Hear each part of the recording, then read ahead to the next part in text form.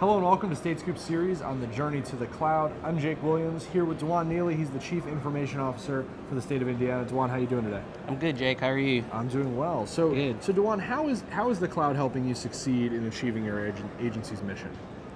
So what the cloud's starting to bring for the states as it matures is faster time to delivery. So for government, in our mission to provide great services to citizens at a good value, this is another option for us to be able to do development and produce a product and an offering for the citizens in a faster, more flexible fashion than we were able to before. That's great. And tell me about maybe the most interesting cloud projects that your agency is working on right now or planning in the near future, and really what technology is making those possible? I think some of the more exciting things we're doing now with the cloud, with preparing for cloud, really. I mean, we're kind of really still at those early stages, but the foundation of that is this concept of software-defined data center, where your data center can be either on-prem or in the cloud.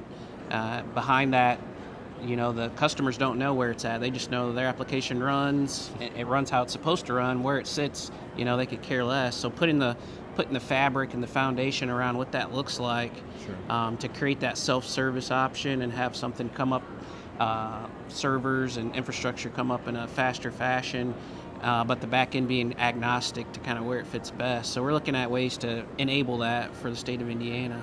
That's really cool. And how is cloud saving your agency or about to save your agency some money? And can you provide some examples?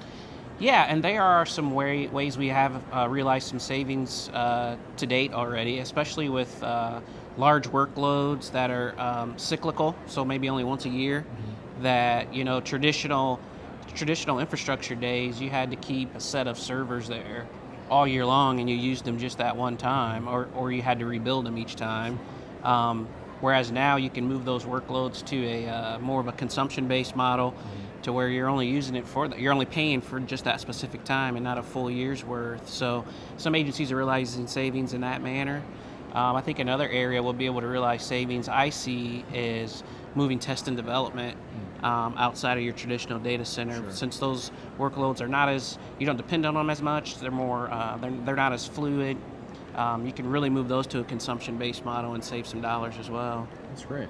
And then the last question for you, as you begin that cloud journey, as you're talking about, what changes do you foresee in how your agency funds cloud, and in what ways do you kind of anticipate some more cost savings to improve in the years ahead? I think as it continues to mature and we understand it more, I think you'll start seeing entities use cloud as a capacity management. So you don't have to continue adding to that data center footprint. Right. I think you draw the line somewhere where you stop buying hardware, and then you just use the cloud for that overrun and moving things back and forth in an automated fashion. I think that goes for infrastructure and for data storage. I think it's real interesting the really cheap offerings for cold data storage.